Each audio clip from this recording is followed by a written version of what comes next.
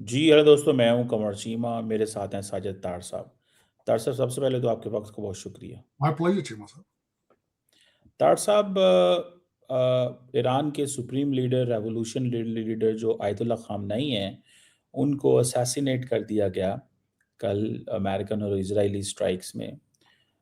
आज पाकिस्तान ने स्टेटमेंट भी जारी की कि ये जो ओल्ड एज एक रिवाज था कि लीडर्स को नहीं मारा जाता था, ये इंटरनेशनल लॉ की वायलेशन है। दूसरी तरफ पाकिस्तान में तारड़ साहब उस प्रोटेस्ट के अंदर को 22 लोग पाकिस्तान में शहीद हो गए हैं। आपस में प्रोटेस्ट करते-करते गोलियाँ खा के मारे गए हैं। इस पे भी ज़रा कमेंट करें, ये हमारा क्या मज़ाज है? हमें आज तक प्रोटेस्ट ही नहीं करना आया कि हम अपने ही बंदे मार लेते हैं। तीसरी तारड़ साहब इम्पोर्टेंट चीज़ ये है कि पाकिस्तान के अंदर टीवी स्टेशंस 2 हैक हुए हैं। पाकिस्तान के 2 इम्पोर्टेंट मेजर टीवी स्टेशन हैं, जियो न्यूज़ और एआरवाई न्यूज़, और उस पे पाकिस्तान की फ़ौज के मुखालिफ बयान जो हैं वो आए हैं। क्या कहेंगे तार साहब? चीमा साहब, जितनी आपने बातें की हैं, ये सबसे बड़ी वजह ये है कि आज हम जिस हालत में हैं, इन्हीं वजूहात की वजह से। कि एक मैं हमेशा इस चीज पे इसरार करता हूं, इससे पहले कि मैं शुरू करूं, मैं आज जो बताना चाह रहा था कि इस जंग के इम्पैक्ट्स क्या है, लेकिन इससे पहले भी एक बात करना चाहूंगा बिलखसूस। जिस तरह आपने कहा है कि 22 लोग यहां मारे गए, वहां मारे गए, इधर मारे गए। जिस कंट्री में आप बैठे हैं, वहां पे उन लोगों का कोई ग्रोथ के लिए, तरक्की की कोई ख्वाहिश मौजूद नहीं है। स्टेम सब्जेक्ट्स के बारे में कोई तवज्जो नहीं है। Science, technology, English and math पे कोई तवज्जो नहीं है। एक इंग्लिश चैनल भी नहीं है। और एक मुर्शद ऑक्सफोर्ड से पढ़ के आया है और आज वो मुर्शद बन चुका है। उसने 2 सीएम अपॉइंट किए हैं जिन्नात की मदद से। एक ऐसी खातून ने वो 2 चीफ मिनिस्टर अपॉइंट किए जिन्नात की मदद से, और वो उसके बगैर सांस नहीं लेता, जो इस वक्त बहुत पॉपुलर है। मैं अर्ज करना चाहूंगा, बल्कि इससे पहले कि मैं सारा कुछ शुरू को, दुख हुआ है मुझे।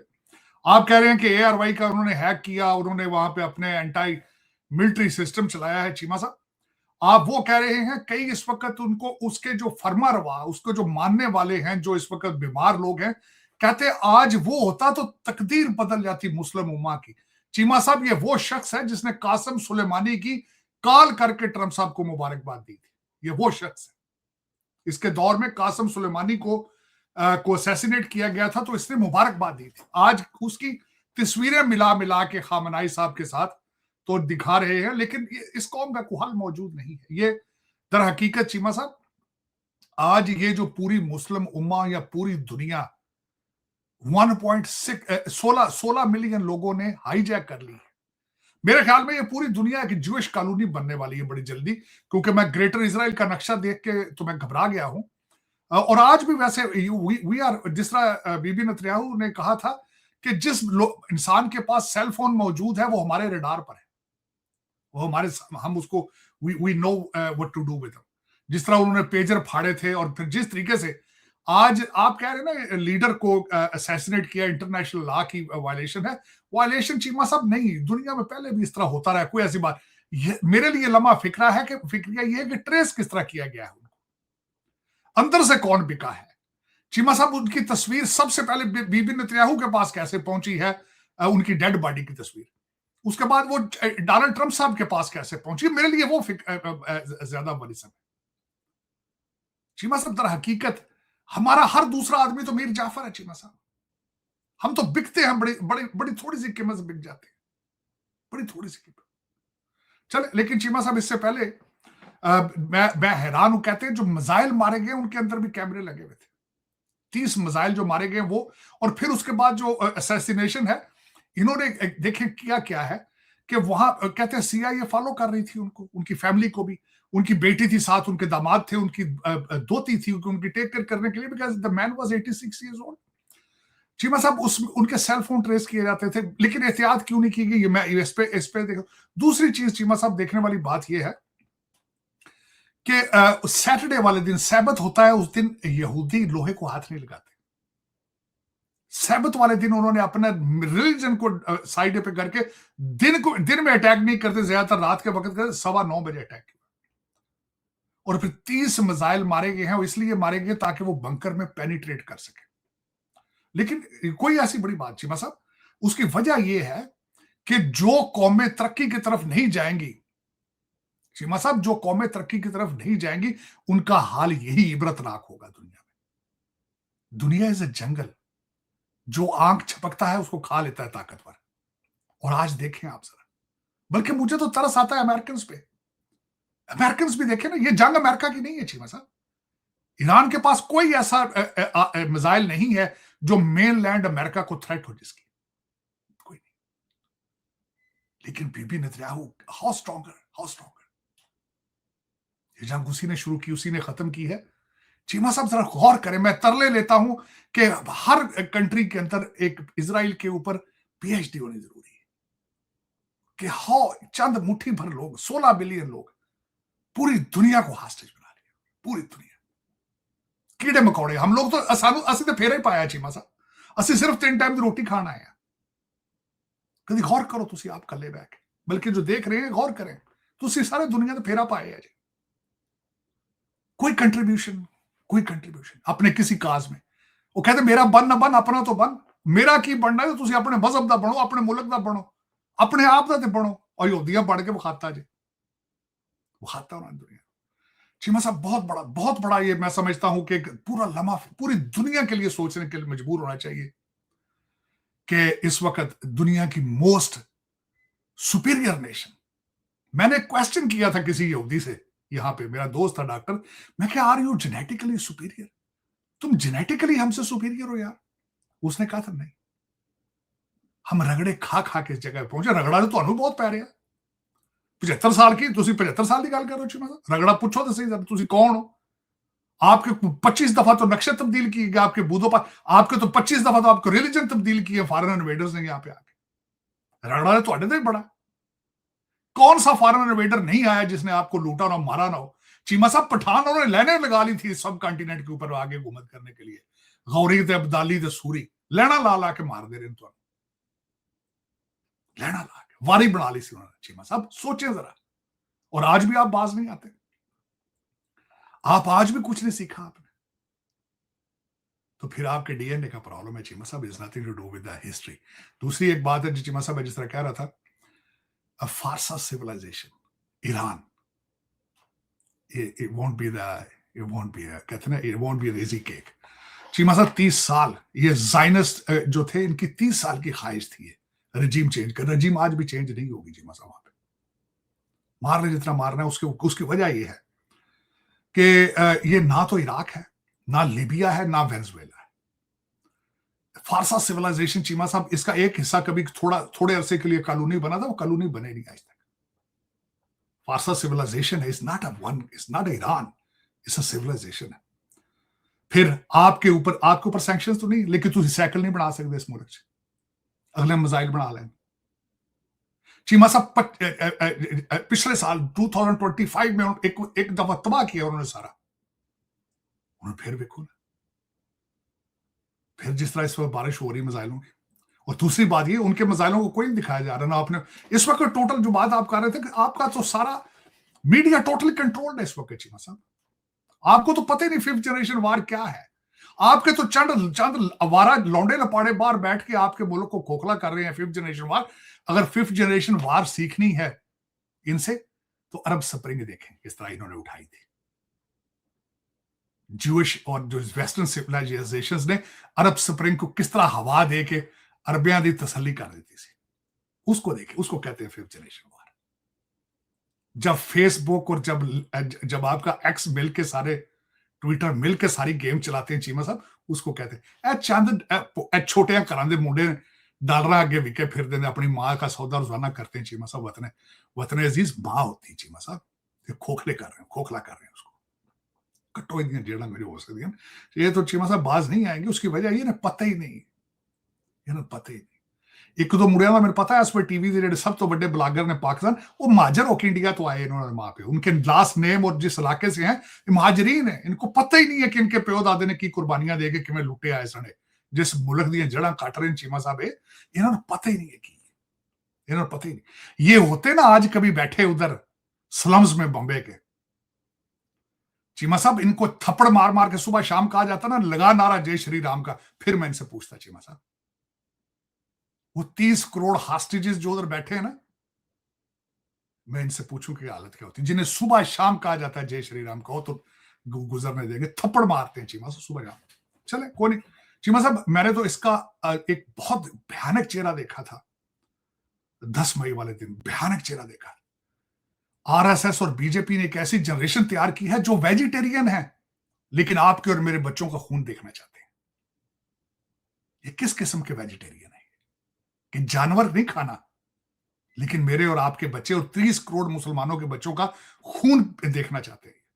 ये ऐसी कौम तैयार की उन्होंने, बड़ी मेहनत की उन्होंने। चले, ये मेरी इतलात अर्ज है जो बाहर से बैठ के इस वक्त मुल्क की जो जड़ें खोखली कर रहे हैं, ज्यादातर ये महाजरीन है, इनके पेरेंट्स मैंने देखे, इनके नाम देखे हैं। ये कुछ जट नहीं मुड़े ज्यादातर ਜਿਹੜੇ मैं वेखे ना, ਤੇ ਜਿਹੜੇ ਜੱਟ ਆਂਦੇ ਵੀ ਉਧਰੋਂ ਹੀ ਆਏ ਨੇ ਜੱਟ, ਇੱਥੇ ਸਾਡੇ ਚੋਂ ਜੱਟ नहीं है, कोई बंदा काम कर सकता। चलो कोई नहीं। चीमा साहब, जो मैं बात करना चाह रहा था, इस वक्त मैं बड़ा तकलीफ में था वैसे भी जंग के हवाले से, कि इस वक्त क्या हो रहा है क्या नहीं हो रहा वहां पे। देखें, वहां तो बड़ा सारे का सारा ईरान बिलखसूस इस वक्त जो है तैयारी ये है कि सारे खंडर बना दिया जाए उसको। तो वो बिल्कुल, लेकिन जो मैं पढ़ रहा था खंडर बनेगा किस तरह, ठीक। चीमा साहब, आज मैं जब इस टॉपिक पे रिसर्च कर रहा था, हिजबुल्ला 1 लाख से ज्यादा हिजबुल्ला है चीमा साहब, 1 लाख से ज्यादा। होतीज 80,000 से 1.5 लाख उनकी कैलकुलेशन, उनकी रिक्रूटमेंट। और जो जीसीसी कंट्रीज है उन सब की फौज मिला के ईरान की फौज से कम है, और जो पासदराने इनकलाब है वो अलग है उससे ऊपर। और चीमा साहब, उसमें जो सुना है कि फदाइन को भी एक्टिवेट कर दिया गया है, और लॉन्ग हॉल के लिए they are preparing for the long haul. लेकिन उसमें चीमा साहब इसमें से हासिल क्या होगा, जो मैं सबसे पहले इसका इंपैक्ट बताना चाह रहा था, बिल्कुल बिलखसूस मैंने 2 चीजें पढ़ी है। आबनाए हरमूज है, और दूसरा वो जो गेट ऑफ टीयर्स है, दूसरा जो इस वक्त यमन के पास है चीमा साहब, होतीज एक्टिवेट हो चुके हैं, उन्होंने भी अटैक करने शुरू कर दिए। यहाँ पे ये दोनों चोक करेंगे तो दुनिया पे इम्पैक्ट क्या होगा। इम्पैक्ट बताने वाली बात ये, एक तो सारी दुनिया में अंदर क्राइसिस ऑयल का और एलएनजी का आएगा, लेकिन ये जो कंट्रीज जहां पे इस वक्त हमारे अमेरिकन एसेट्स हैं, इनके ऊपर इम्पैक्ट क्या होगा। चीमा साहब, मैं बताना ये चाहूंगा, एक ग्रिड स्टेशन रुके, ये खत्म। चीमा साहब, इनके प्लांट पानी फिल्टर करने वाले अगर एक उड़ गया, खत्म। चीमा साहब, ईरान ने नीचे से इनके इंटरनेट की तारें किसी ने काट दी, ये खत्म। ये 3 चीजें सारी मैं सामने आपको रखना चाहता हूं। जीसीसी तो उड़ जाने देते, तो उसमें अर्ज ये करने वाली है चीमा साहब, टोटल ये जीसीसी कंट्रीज सारे के सारे जिनकी बात कर, एक सिंगल फ्रूट ना टमाटर ना प्याज ना गंडा होते हैं लोग पानी फिल्टर करके पीते हैं सारा। और 90% पॉपुलेशन सारी एक्सपैट है, जिनकी कोई फीलिंग्स नहीं उस जगह पे, और जिनको ये कहते हैं मस्कीन गरीब, ये तुम 3rd क्लास सिटीजन हो, उनकी कोई फीलिंग्स नहीं वहां पे। ये तो इंपैक्ट उनका है। अब यहां अमेरिका के अंदर इंपैक्ट क्या होगा, ये भी बड़ा एक अजीब सा सूरत हाल बनने वाली। इस जंग से पहले सूरत हाल क्या थी, 2 चीजें डिस्कस हो रही थी। आपकी जुडिशरी, बल्कि वो थॉमस क्लियर्स नहीं, दूसरे वो जज जो रॉबर्ट हैं, उनकी मैंने फैसला पढ़ा, जो उन्होंने फैसला लिखा, उन्होंने फैसले के अंदर एक लफ्ज इस्तेमाल किया था, इंपीरियल प्रेसिडेंसी। इंपीरियल प्रेसिडेंसी का मतलब ये होता है कि चीमा साहब, कि आप मुकन्ना जुडिशरी और सारी चीजों को छोड़ के एक साइड पे रख के सारी ताकत आप खुद इस्तेमाल करें, और आप you behave like a king. ये मैं नहीं अपनी बात कर रहा चीमा साहब, ये कंजर्वेटिव सुप्रीम कोर्ट के जज ने लिखा था। चीमा साहब, एक तो मैंने इशू बता दिया कि judiciary was not pleased with it. दूसरा, जब वेनेजुएला को कांग्रेस के अंदर डिस्कस किया गया तो 5 रिपब्लिकन सेनेटर छोड़ के डेमोक्रेट साइड पे हो गए। जब ग्रीनलैंड की बात की थी तो मुझे अभी याद है, शायद अलास्का से एक रिपब्लिकन फीमेल सेनेटर ग्रीनलैंड जाके तकरीरें करना शुरू हो गई थी अगेंस्ट द करंट रेजिम। तो उसमें चीमा साहब, अभी तो कहते हैं ना, अभी तो पार्टी शुरू हुई है, पार्टी लॉन्ग हाल जाएगी। जो मेरे लिए एक लम्हा फिक्रिया दूसरा है, बैसीते पाकिस्तानी अमेरिकन। चीमा साहब, 909 किलोमीटर का बॉर्डर ईरान के साथ है, 1600 किलोमीटर का बॉर्डर आपका अफगानिस्तान के साथ है, 3300 किलोमीटर का बॉर्डर आपका इंडिया के साथ है। अब आप अंदाजा लगा लें, ये तीनों बॉर्डर आउट हो चुके हैं, तीनों बॉर्डर। और फिर चौथा बॉर्डर कौन सा है चीमा साहब? ये जो बच्चे दिए हैं मेरे मुर्शिद पाक के, छोटे छोटे नन्हे बच्चे जो है ना, जो सारा दिन ट्वीट पे खेलते हैं एक दूसरे के साथ, तौबा इस्तगफार करें। जिस तरह ये मरियम नवाज की जब तस्वीरें बना के लगाते हैं, लगता है मादर पिदर आजाद है। और इन्हें पता, मैंने मिसाल दी है कासम सुलेमानी के ऊपर, इनके मुर्शिद ने लुडियां पाइयां साने ने, अज कहते नहीं ये होता तो इन्हें सामने खलो जाना। और इसके लफ्ज से, और कहता मैं अब इंडिया से जंग शुरू कर दूं, हाँ अल्फाज डॉक्टर साहब, चौथा इंडिया बॉर्डर। वालों इंडिया वालों का भी बयान आ गया है। मोदी साहब ने इजराइल का अटैक जो ईरान पे हुआ उसको कंडेम नहीं किया, जो ईरान ने इजराइल पे किया या यूएई पे किया उसको कंडेम किया है। तो ईरान की भी तो आंखें खुली। हम समझ अब ईरान के इंडिया के साथ क्या ताल्लुकात हैं और चीमा इसमें साहब क्या मैं दुख के साथ कहूंगा, ईरान भी जो कोई कहते दोदा धोते कोई से हूँ दोदा धोते क्यों नहीं सी वो सुन लो। चीमा साहब चाह बाहर अगलों ने प्लेट में रख के दिया था। हमेशा आपके रिलेशनशिप पे वो भारत के रिलेशनशिप को प्रेफर करते हैं। रिसेंटली अभी उन्होंने आपको डंप करके आपका नाम ही लिस्ट में से काट दिया था ओमान में जब बातचीत शुरू करनी थी। You are not in their good books at all, बिल्कुल। और आपके ऊपर मिसाइल दागते रहे। वो अभी 4 महीने पहले की बात, उन्होंने मिसाइलों से हमला किया था आपसे। You are not in their good books at the same time. लेकिन इस दफा क्या हुआ है, आंखें उनकी खुल गई थी चीमा साहब। उसकी वजह यह है कि टोटल स्पाई करते रहे हैं। कुछ 60,000 के कितना स्पाई थे भारतीय, जो पिछली जंग के दौरान जिन्होंने इजराइल के लिए तो सीआईए के लिए काम किया है। और लेकिन ये कि वो they are not happy with you at the same time. चलो, लेकिन चीमा साहब दर हकीकत मैं जिस तरह कहता हूं, मैं किसी भी इंसान की जान जाने के खिलाफ हूं। मैं हमेशा एंटी वार हूं। जंग सोल्यूशन नहीं है चीमा साहब, जंग सोल्यूशन नहीं है किसी चीज का। मुझे अपने कंट्री की फिक्र है, अमेरिका की और पाकिस्तान की। जिस कंट्री में जिनका नमक खाता हूं, मुझे उनकी फिक्र है कि उनका क्या बनेगा, उनको किस तरीके से ट्रैप किया जा रहा है। दूसरा मुझे फिक्र पाकिस्तान की है, जो मेरी मादर मिल। मैंने बता दिया आपको, आपके तीनों बॉर्डर हार्ट है और अमेरिका के सारे बॉर्डर ही हार्ट इस वक्त हो गए। अब्दुल्ला कहते ना बेगानी शादी में अब्दुल्ला दीवाना। हाँ, लेकिन ये कि मुझसे आज से किसी ने अभी 2 घंटे पहले क्वेश्चन किया, उसने अमेरिका चला गया क्यों? और मैं क्या, अमेरिका को बनाया ही उन्होंने यार, हिस्ट्री नहीं पढ़ते हो? फर्स्ट वर्ल्ड वॉर से पहले ये खुद क्या थे अमेरिकन? कुछ भी नहीं थे ये। अगलों ने बनाया, वो इस्तेमाल करते हैं उनको। देखे ना यहाँ पे, देखे तो सही ना इसकी कोई आप बिग कॉर्पोरेशन, कोई बिग अचीवमेंट देख लें, वो सारी जूश उनका मुल्क है, उन्होंने बनाया, वो इसको इस्तेमाल करते हैं और करेंगे, वो अपनी मर्जी से करेंगे। और दूसरा, जूश लोगों को यही इशू है। उन्होंने जर्मनी में भी यही किया था, जहां इंग्लैंड में भी यही किया था, यहां भी ये कर रहे हैं कि वो नर्व सिस्टम कंट्री के या किसी चीज के नर्व सिस्टम को जाके कंट्रोल कर लेते हैं, फिर अपने मकासद के लिए इस्तेमाल करते हैं। अब देखें ना, उन्हें चाहिए कि अपनी जंगें खुद लड़े।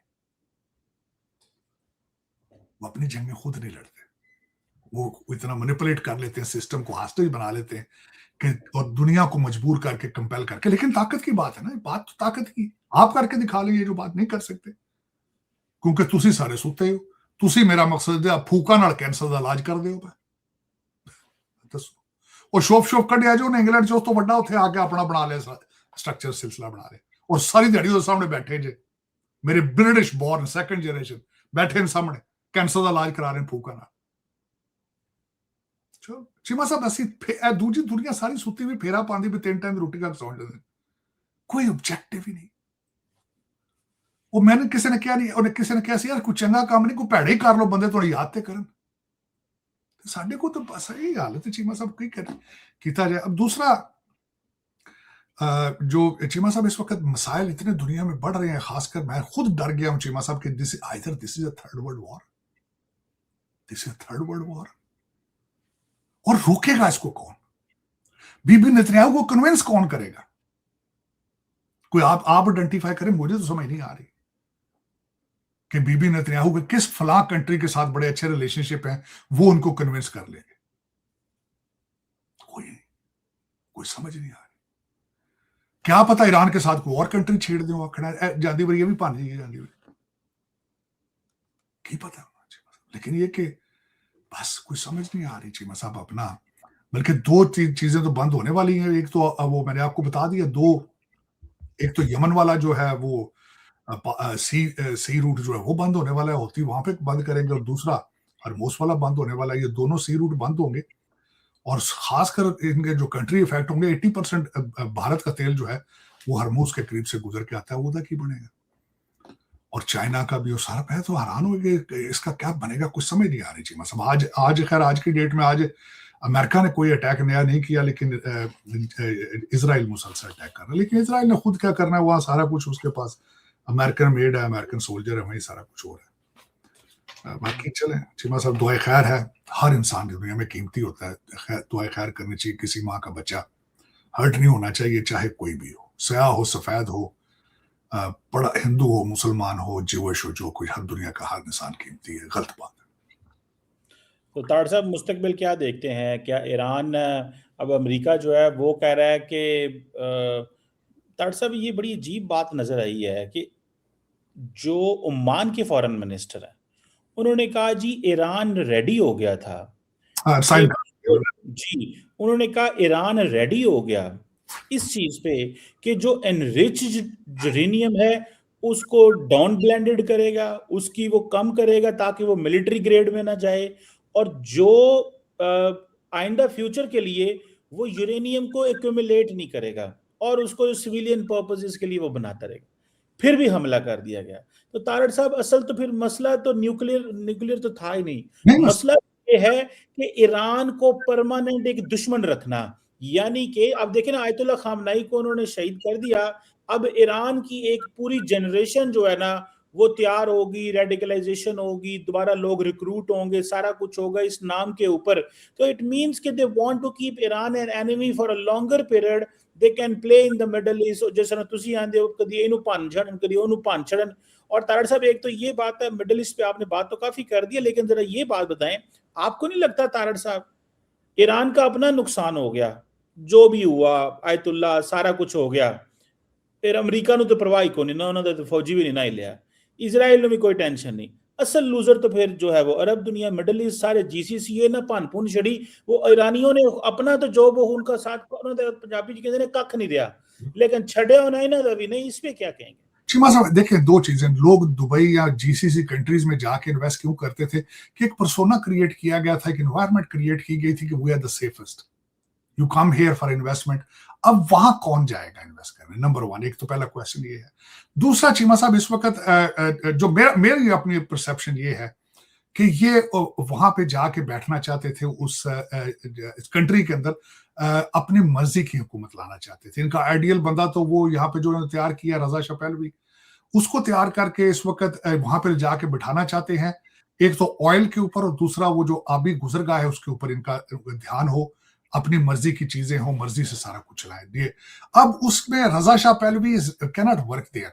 इस वक्त सक्सेशन सारी वो करके गए हैं जो आयतुल्ला थे, बल्कि उसमें एक तो उनके लड़के का नाम भी आ रहा है, दूसरा इस वक्त आयतुल्ला खुमैनी का नवासा भी जो है वो भी तैयार है, वो भी उस लिस्ट के अंदर शामिल है। चीमा साहब, दर हकीकत इन्होंने पहले, मेरा ये क्वेश्चन ये है, इन्होंने पहले इराक को छेड़ा था, कहते थे 5 टुकड़े करने, वो हो गए उसके। लीबिया को तोड़ा है चीमा साहब इन्होंने, उसके हालात क्या है? ईरान को कहते हैं रजीम चेंज होनी चाहिए वहां पे, इनका टोटल ऑब्जेक्टिव रजीम चेंज का था। अमेरिका का इंटरेस्ट सिर्फ यही था कि चाइना का तेल बंद किया जाए, वहां से उनकी ग्रोथ किसी तरीके से रोकी जा सके। अमेरिका को तो चाइना इस वक्त उन्हें पता है कि 100% वो they are going after China, लेकिन चाइना को रोक पाएंगे? मैं नहीं समझता रोक पाएंगे। जितनी वो ग्रोथ उनकी तरक्की हो रही है, हो चुकी है, मीडिया छुपा रहा है, दूसरे लोग छुपाने से चीजें नहीं छुपती चीमा साहब। हाँ, उसमें मैंने पहले भी अर्ज किया था, उनकी तरक्की का सीक्रेट यही है कि वो जंगों में फंसते नहीं है, वो बच बचा के ना पतली गली जो निकल जाते हैं, they keep growing it, this is the secret of the success. जिस तरह पहले लोग, मैंने अगले दिन किसी ने कहा कि चाइनीज मशहूर है बिल्ड करने में और अमेरिकन मशहूर है डिस्ट्रक्ट करने में, तबाही करने में। तो अब देखें ये किस तरह का इम्तजाज होता है। सुनने में आया है कि चाइना भी एक्टिव, वो कहते हैं Iran is a red line, लेकिन क्या रेड लाइन होनी? लेकिन उसमें चीमा साहब वहां पर रजीम चेंज मेरे ख्याल में तो नहीं होगी ओवरनाइट, जिस तरह ये समझते हैं। मेरे नजर में ये भी आया, यहाँ पे ये एग्री करते थे कि अगर आयतुल्ला साहब का जो लड़का यंग है, लीडरशिप आ जाए तो शायद कुछ चेंज आए उसमें, एग्री कर जाए। अब होगा ये, चीमा साहब इन्होंने करना ये है, जो मैंने एक आर्टिकल में पढ़ा था कि इनकी ख्वाहिश ये है कि तोड़ तोड़ के मार मार के ईरान को, वहां पे जो उनके लोग हैं जो जिनको कहा जाता है पासदाराने इनकलाब, उनको खत्म करके कोई नई नई लीडरशिप उसमें सामने आए जो इनके साथ वादा करे इनके साथ चलने के लिए आगे। कि जिस तरह तुम कहोगे, मिसाल देना चाहूंगा, जिस तरह वेनेजुएला में इन्होंने एक ऐसी लीडरशिप प्रोड्यूस की है जिन्होंने बिल्कुल हथियार छोड़ के उन्होंने कहा कि we are willing to work with you. तो that is what the objective. वो भी जाके ते बीबी नेतन्याहू दे नाल लिख के ते अंगूठे ला देन कि सर तुसी जिस तरह कहोगे उसी तरह चलाएंगे, और परमानेंट उनकी थ्रेट ना हो इजराइल को, इजराइल जो मर्जी करता फिरे, उसको कोई थ्रेट ना हो किसी साइड से। मेरे ख्याल में ऑब्जेक्टिव यही। डॉक्टर साहब, अक्सर लोग ये कहते हैं पाकिस्तान के अंदर कि ईरान के बाद अगला टारगेट इजराइल का पाकिस्तान है, क्योंकि पाकिस्तान के पास न्यूक्लियर प्रोग्राम है। इस पे भी थोड़ा कमेंट कीजिएगा कि ये जो है, इसको आप कॉन्स्पिरेसी थ्योरी समझते हैं या इसको आप समझते हैं कि ये एक एवं चीज़ है, पाकिस्तान खुद न्यूक्लियर पावर है, पाकिस्तान आप लम्या पालेगा हर शहर में, कि हम भी तो डॉक्टर साहब हम बचे तो इसीलिए है ना वैसे, कि साढ़े को 4 मिसाइल ते 1-2 न्यूक्लियर साढ़े को है ने, उन्होंने पता है इन्हें को बचो ये। और तो लीडरशिप आजकल बड़ी सख्त है। और आज मैं देख रहा था, आज जनरल आसिम मुनीर का, वो उन्होंने कहा my friend the one who dares wins. तो ये डेयर करने वाली लीडर है, तो फिर ये तो ऐसे तो है ना क्या? मेरे ख्याल में जिस तरह हमारे फील्ड मार्शल साहब का मिजाज है, जिस तरह उनकी स्टेटमेंट है, सारी दुनिया को उसने हिला के रख दिया था। उन्होंने कहा था हम तो जाएंगे तो हम आधी दुनिया साथ लेके जाएंगे, अगर if this is what your behaviour is then they won't come near you. लेकिन जिस तरह बाजवा साहब कहते सन टैंकर से गार लग गया और हमारे पास डीजल नहीं है तो 1 मिनट लगना है, उससे अच्छा फिर आप एटॉमिक एसिड्स प्लेट में रख के किसी को दे दे, भाईजान तुम कर लिया कि आप पका लो, तो फिर this is what it is. लेकिन ये कि मेरे ख्याल में if somebody strong like field marshal is in Pakistan, मेरे ख्याल you are in good hands. लेकिन ये बिल्कुल आपकी बात ठीक है कि पाकिस्तान भी उनको इशू करता है। उसकी वजह यह है कि आपने जो एक नया प्रोडक्ट लेकर सऊदी अरेबिया गए हैं, आप दूसरे कंट्रीज के अंदर गए हैं, बांग्लादेश के साथ, आप टर्की के साथ, और सारा कुछ अल्टीमेटली उन्हें पसंद तो नहीं है कि आप टेक्नोलॉजी भी ट्रांसफर करें, उनको जहाज उड़ाना भी सिखाएं। इस वक्त सबसे बड़ा इशू क्या है चीमा साहब? जीसीसी कंट्रीज ने अपना डिफेंस सारा आउटसोर्स किया।